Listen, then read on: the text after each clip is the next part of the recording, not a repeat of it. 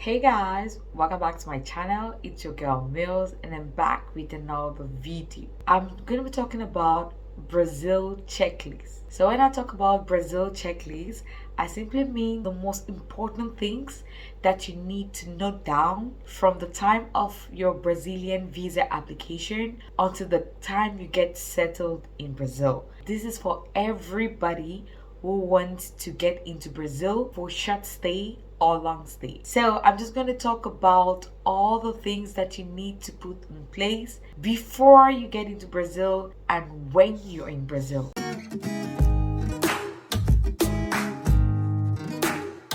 I've done a whole lot of videos about different things to do in Brazil, but here I'm going to summarize everything that you need to do and the most important things you need to take down when you're thinking of going to Brazil. Here are the checklist items you need to take note of. If you are planning of moving to Brazil, the first thing you want to take note is the visa and what type of visa you want to apply for. If you're among the visa-free countries to Brazil, then good for you. Most of the visa-free countries are short-term visas. If you need a long-term visa, then you will need to apply for one. If you need a visa, check the type of visa you want to apply for. After you check for the type of visa you want to apply for, the next thing is for you to get the required documents and you apply for the visa. Usually, the visa application is always done online. And after you do the online application, you will need to book for an appointment either using the e-consular service or manually using an email. Get to their embassy and let them give you an appointment date. After you book the appointment, you submit all the documents. You need to wait for the processing time. You can also track your application online and see the status of your application. After your visa has been approved, you need to look at your visa to see the expiration date. The expiration date of the visa is not the time that you're going to enter and exit, but the expiration date on your visa is the time that you are going to use the visa. So if you don't use the visa until the expiration date, you can't use the visa anymore. For example, if it's just 1 month that is given, then you have only 1 month to prepare yourself to leave your country to Brazil. The next thing on the checklist is your flight ticket. You need to check on your flight ticket from where you are to Brazil. If you're going to be having transit, you need to check if your country can transit in that country without a visa. Check and make sure the time you're leaving and the time you're getting in corresponds to your program. Also, when you're buying flight tickets, you don't want to make a mistake with your name because it's really a strenuous process to get things fixed, like change of names, cancellation of flight, and so on.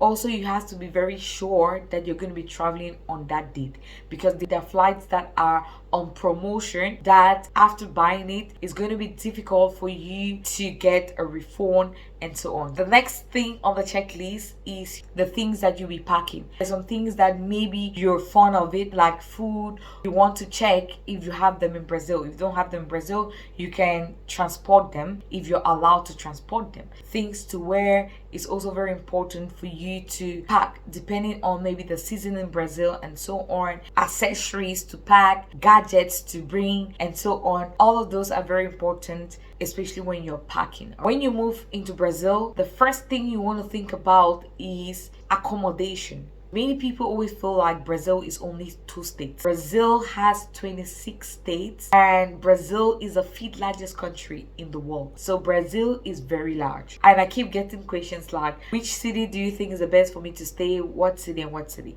What you need to know is every state in Brazil has a lot of things to do, especially when it comes to tourism. If you want to blend them, you can make a few days in Sao Paulo, few days in Rio, few days in the south, the north. So if you're coming for tourism purpose, you want to check out different states if you want, or you can check out a particular state that you want. Like I said, there are 26 states in Brazil, not only Sao Paulo or Rio.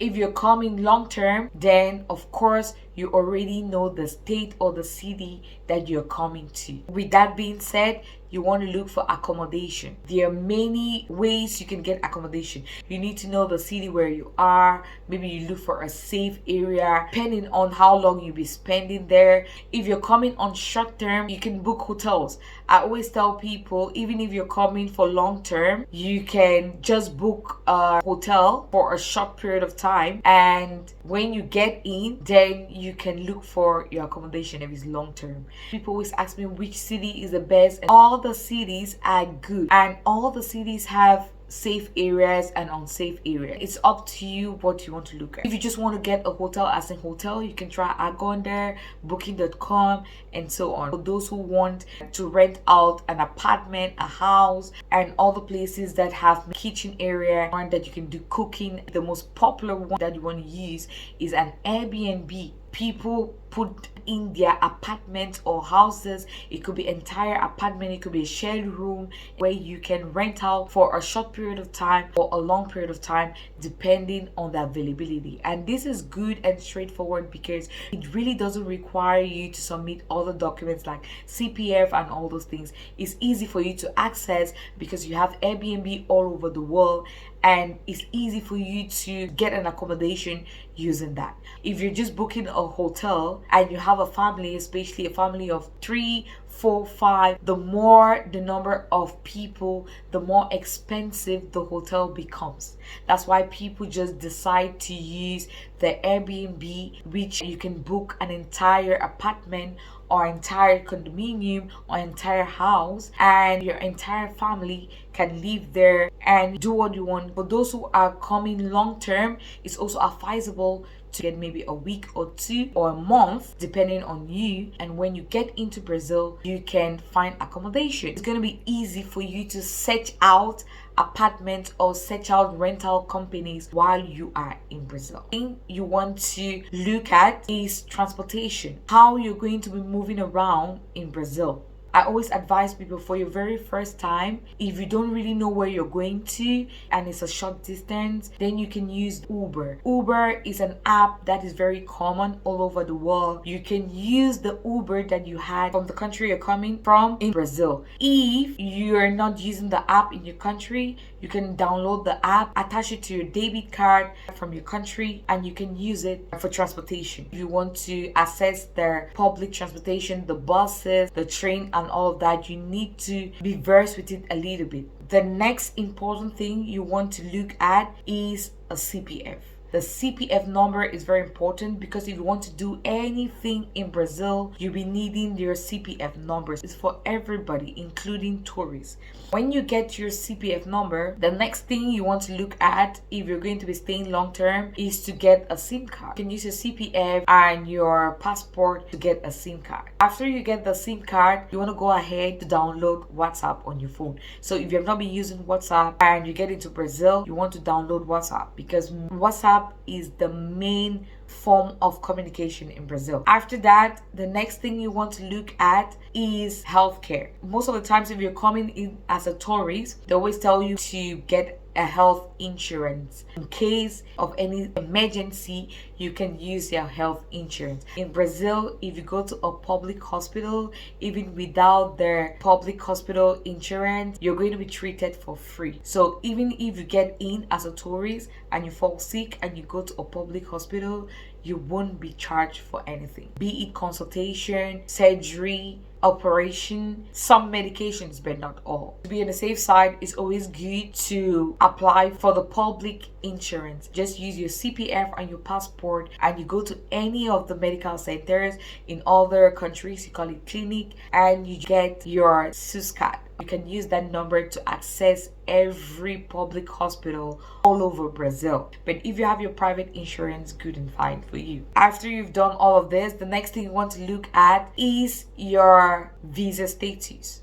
If you're coming in as a tourist, then you need to know that now in Brazil as a tourist, it depends on the type of visa that you've been given. It starts from at least 1 month. 1 month visa is given, 3 months visa is given, 1 year visa is given, and also 10 years visa. Now all of this is multiple entry visa. When you get into Brazil, they're going to place a stamp into your passport. You also have to look at the time frame that you're being left let in to Brazil. If it's 1 month that you were given, they're going to give you only 1 month. If it's 3 months that you're given, they're going to give you 3 months. If it's 1 year that was given, they're still going to give you 3 months. If you're on the tourist visa, you can extend it. If you're given only 1 month, it can only be extended for another month. If you're given 3 months, it can be extended for another 3 months. If you're going to stay long term, normally they still give you a short stay of visa, but when you get into Brazil, during the 3 months that you be given, you need to apply for your resident permit. So that's another important thing. So all the documents that you have, you need to put them in place, especially the ones that you use to apply for the visa. It's practically almost the same document to be using to apply for your permit. So you want to return those documents and make sure you carry all of them to Brazil and you use that to apply for your permit. When you apply for your resident permit, they always give you a protocol and it takes 30 days to 60 days for your permit to be out, be it temporary or permanent. People always ask me like, which city do you think is easier for you to get a resident permit? And very large cities like maybe Sao Paulo, Rio, Brasilia have the online system where you can get an appointment online, which is easy and straightforward. Unlike some cities in the south, for example in Florianopolis, their appointment is being done manually. For the resident permit, it doesn't matter the city that you're applying for because all of those cards are being printed in Brasilia. So no matter the city you're applying from, it's going to be sent to Brasilia and it's going to be printed there. So of course it's going to be following the queue. The next checklist thing that you want to do is education. If you're coming for long term and maybe you're coming with a family with kids, you also want to check on their education. You can find schools, public schools all over Brazil. So depending on your location, you want to check like schools near me, public schools near me, and enroll your child. There are also private schools, but that will be paid for. The way Brazil is being structured, everywhere you're located, we'll have schools around them, we'll have hospitals around them, we'll have shops around them, we'll have supermarkets around them. A majority of the times, depending on your location, you only have to be enrolled into schools that are very close to your accommodation, especially for children. Also, you want to check your budget. This is even the most important thing you want to check on. How much things cost so you can know what to do and how to spend. Most of the times, the way people's ATM cards are being based, ATM card can be used as a credit or debit depending on the country and depending on the bank you're using. So when you get into Brazil, you can always use your ATM card to do many things.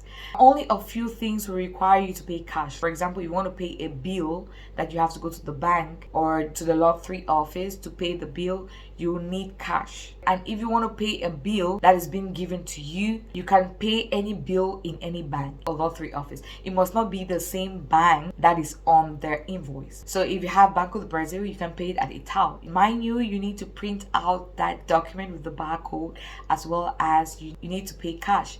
Except you have an ATM card that is the same as the bank. In cases where you have to withdraw money that you need to pay cash, you can use Santander ATM. You can do withdrawals using a foreign ATM card. You don't really need to bring in foreign money to exchange it in Brazil. There are machines at the airport where you can withdraw little amount of money and move with it. I made it such that in Brazil you can buy every little thing with your card. So that's just for safety.